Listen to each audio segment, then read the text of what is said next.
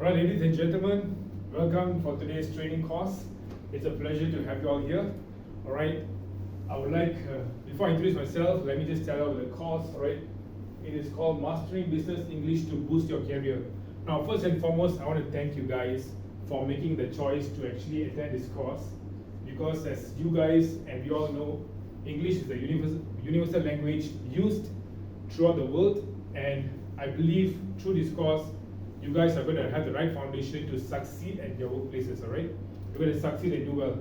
So allow me, your trainer for today, to actually teach you all how are we going to use English in the business environment, in the corporate environment. All right, guys? Okay, let's move on without further delay. Okay, just a little bit of myself before I turn the attention to you guys. My name is Gabriel, all right, Manage Gabriel. I'm 39 years old. I have a bachelor in TESOL. I have an MBA, and also I'm a 120 hours certified TFL trainer.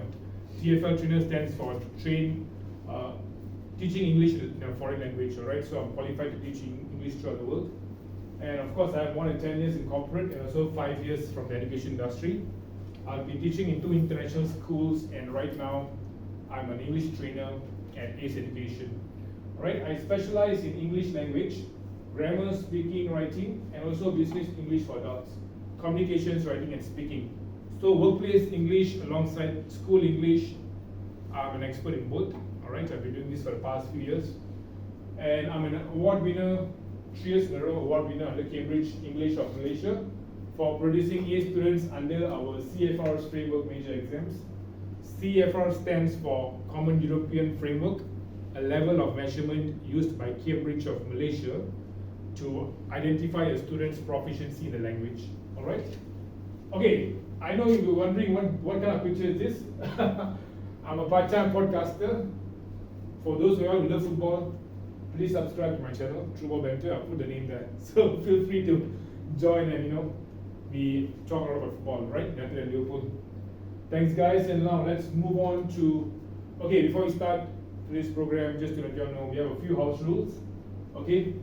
No talking, phone silent, punctuality, and of course, any questions, just feel free to raise up your hands, all right? I'll be here to answer your questions, okay? Okay, now, let's break some ice. All right, guys, are you ready now? We are going to break some ice. Not literally, I don't have any ice cubes here to be broken, but we're going to have some icebreakers, all right? For those of you all do not know, icebreakers are just activities to warm up yourselves with me, okay? Okay, conversation questions. Can you all see here? Now, this is what I'll use to present to the audience and the students. Alright, so these are the questions which we will ask them to break the ice. Starting from what's your name, what do you do, where are you from, do you like studying English, why or why not, how old are you, and what's your favorite hobbies. These are the questions to engage.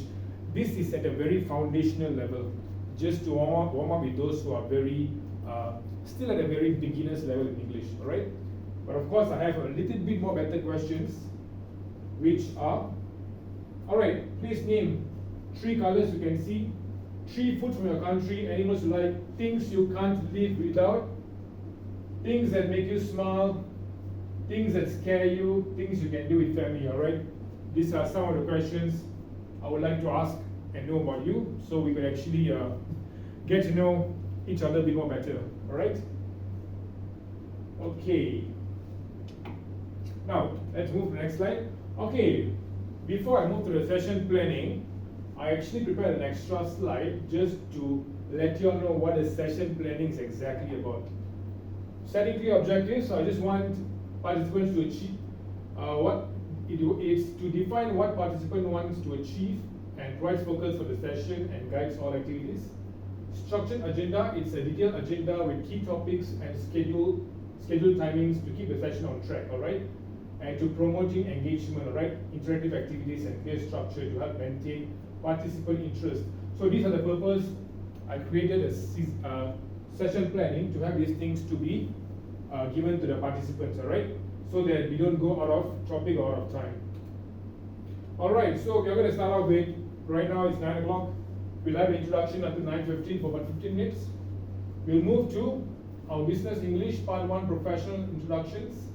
All right, and then we have a break time for half an hour. I'm going to give you guys to go out and to have a good rest and a good meal. Because why? After that, we have our part 2 session of business travel communications will take 1.5 hours. So I want to give you all a bit longer break so you guys can actually refresh yourselves well for the longer session later. And of course, we have our closing with some quizzes and assessment, all right? So stay along, guys. We're going to have a good time, all right? Okay. All right, overview. Now, the methodology that I'll be using is interactive slides, real case studies, hands-on activities, group discussions, problem-solving tools, and mini case studies, okay? These are some of the things I'm going to use to get you guys engaged. It's all level of adults that I'm targeting. It's just a half-day program for 4 hours, excluding break and lunch, and it'll be English and BM. Any of you all who are lacking in English and you need a BM translator, have no worries, I'll be right here to help you, right? Okay? Alright, so let me start a bit with the Kirkpatrick model. So the Kirkpatrick model speaks for the 4 levels of evaluation: reaction, learning, behavior, and results. Now for the first 2 levels, it will be done here among us. Okay, I will be checking your reaction towards me, and we'll have some evaluation forms as materials to get to know you better. And of course, when you move to the evaluating part, alright, learning part, I'll be having pre and post tests to test you guys and to know how good are you actually with what you have studied before and after the class session, alright? And then of course, these 2 levels, behavior and results, your line managers, when you go back to your offices, they will be the ones who will monitor your progress. Okay, they will monitor your behavior changes. And finally, we'll measure with email writings. After we have finished this course, I'll be actually sending you guys some email writings to test how much you still remember a month from now. Okay, this is to ensure that you guys have not forgotten what we have studied today. Okay, a more of a follow-up kind of thing. Alright guys, so this is the Kirkpatrick model which is taught to us, the 4 levels of learning evaluation. Now please, as I want to start, please scan this QR code and do the basic assessment test that I've just prepared. Alright, the code is right here. Scan now your phones and I'm giving you 3 minutes to do it. Right, thank you guys. Okay, what are the objectives? Now guys, so you can see here, your objectives for our lesson today, business English, is to ask introductory workplace business questions fluently, identify job industries based on hearing their titles without any confusion, and also able to write an email properly with basic sentence structuring and grammar. Alright, so basically these are the objectives for our lesson today. Ability to ask basic questions to your co-workers in 15 minutes. Alright, we'll have this at the end of the day today. Then we are going to identify industries based on their job titles alone within 30 seconds upon hearing it. Okay, we're going to have a Q&A session to actually test your hearing abilities and identify jobs. And also finally, we will be able to write a simple and prompt reply to an email. Okay, a 5-minute email writing sessions. These will be our objectives, to be able to do these 3 things today. Okay, all right, anything so far? Okay, clear? Alright, so what's business English? Okay, so the course is about business English in the workplace. Alright, so this is what I'm going to explain to the participants. I'll be explaining to them what this course is about. Okay, how we are going to use it in most offices around the world, because the importance of English cannot be denied. So I'm going to give the audiences an introduction or a knowledge about what this course is actually about, and also what this course is not about. Okay, so some audiences may be here expecting, if you guys are expecting this to be a grammar course, no, it is not. Alright, this is primarily focused on your workplace. How are you going to communicate with your colleagues? How are you going to talk with people whom you are going to be traveling with or meeting around you? Okay, it's a very fundamental course at the business organization level. Okay, alright.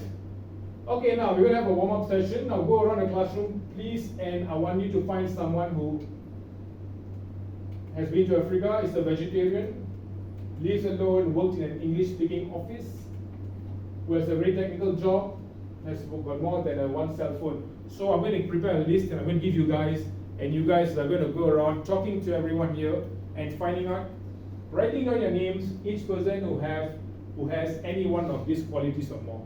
Alright, this will be our activity for today. Alright, you can start now. And also exercises daily and who has a very people-oriented job. So these are the 8 qualities you guys can go around. Okay? So once the activity has been done, I'll move straight to professional introductions. Okay, our module for today is professional introductions. I'll be talking about how we are going to have a formal discussion or formal introduction among colleagues. Alright, this takes place in the working environment. I will teach them exactly how to introduce themselves. Okay, what field are you in? Now, how when someone asks you what field are you in, how are you going to be able to answer them? Okay, it's very important. Some people, they do not know how to reply when they ask what field. Okay, they have confusions on answering their title role, but actually not. What field are you in is referring to the industry you're in, not the job that you're in. Alright? So I'll be going through this with them. And then, of course, I give them a grammar tip for it. How many fields can you think of? So the participants will be asked upon. I'll ask you how many fields can you think about as they name it. I'll keep on opening the slides one by one, showing them the key points. We have so many fields in the working industry. I think you all can see this. Maybe most of you guys here are also from these fields, alright? Okay? So these are the many fields. Of course, I'm from education field, definitely. Actually, so we have so many fields, alright? So many fields here. And of course, government sector too. Now, please discuss what fields are popular in our country. You can have a discussion among yourselves, alright? Okay? Okay, what fields are the most common? Okay, so now we're going to talk about the most common fields in your place, alright? And I want you guys to actually discuss among your colleagues and get to know which are the most common fields among your group members, alright, that you're sitting right now with, okay? Discuss now among yourselves, and you'll find out which industry is the most common. Okay, what do you do? So this question will normally be asked, I'll ask participants to use this question to actually answer when you are speaking to someone from another organization, alright? What do you do? Okay, it's a more specific question. So this is a question where you could use when you are talking to someone from the other industry apart from yourself, right? Another industry. Then you'll have a quiz. This is called matching job titles, alright? So the participants will be asked to actually match. I'll get them to match. I'll call out one by one, each one of them, ask them to match this to test their knowledge on the industries where they are familiarized with or not, alright? So we'll match them, and then of course we move to the next question. What's your day-to-day like? This is a more speaking kind of a conversation where participants are encouraged to speak to one another about how's their day been like, alright? What's your day-to-day like? Then you'll answer all these things. I'll play the slides. How do you find it, alright? How do you find it, part 3. Look at the sentence, identify which sentence are appropriate to use with a professional acquaintance, alright? So this game will be all about identifying sentences that are appropriate to be used with a professional acquaintance, okay? So these are some of the words where I will call them one by one. They will have to, example, I hate my job. This is not how you say I hate my job. It comes actually with an exclamation mark. I hate my job, alright? It's supposed to be not in this tone, it's supposed to be with an exclamation mark. And how about I love my job? It's how the tone they use when they say it. So this is actually testing the trainees or the adults using the proper tone when you speak, alright? Okay, so now we are going to go to the next activity. Read the following sentence. What are the more polite ways to phrase them? Okay, now, some people, they like to use these kind of words. My work is so busy. I would advise them, use words on the blue box on the right side. Why? Is because this is a much more polite way of speaking in the professional environment. Some people always complain there are lots of extra office hours. Well, how about using, I often go beyond and above for my work. I hardly do anything in my job.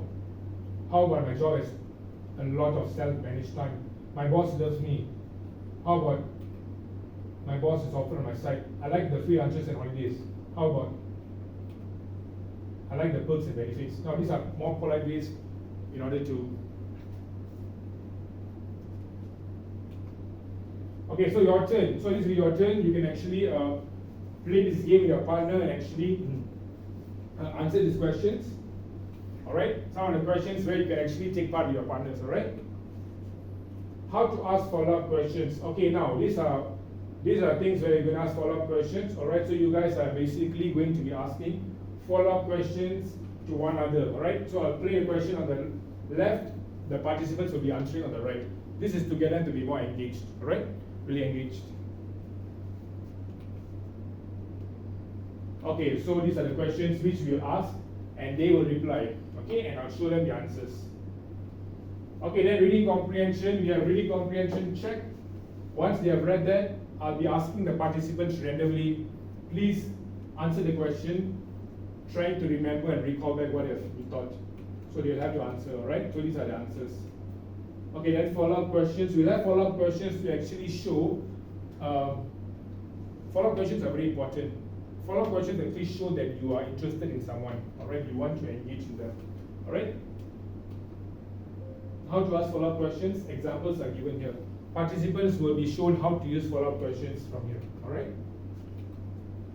Asking follow-up questions, all few examples are given on the left. I'll ask them to figure out before showing them the answers on the right box. This is how it works, alright? Okay?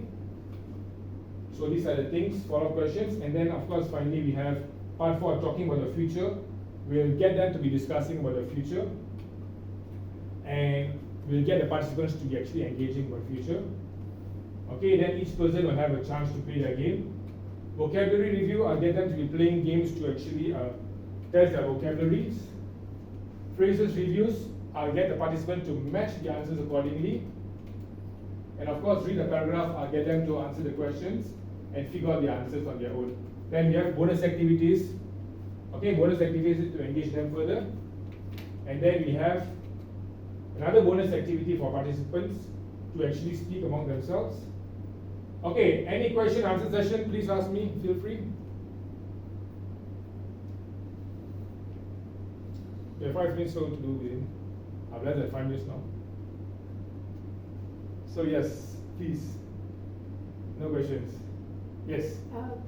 Good afternoon, Mr. Ganesh. Thank you. I would like to ask, after you complete this training, will you be conducting any other section in other regions? Because yes, I have a bunch of people who like to attend this kind of training in Sarawak. Oh, so sure. I'll be having it one. Please contact them and let them know my number on their feed. Okay, thank you. The end. Okay, so now we have break time. Okay, so summary, this training is designed to help adults in the English language to, okay, these are the purpose of this: global business communication, effective correspondence and negotiation, and also professionalism and partnerships. These are the summary of our subject. Okay, key takeaways. The key takeaways from our program for today is building professional relationships, professional tone and vocabulary, and also active listening and clear expression. Alright? Okay, please scan the QR code and do the question before we leave the place. Alright? Okay?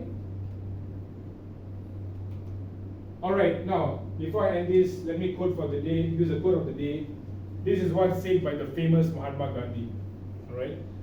The English language is so elastic that you can find another word to say the same thing. That's the beauty of the language. You can just find so many words to say the same thing. Elastic means it's so flexible, right? It's so easy to be used. Alright?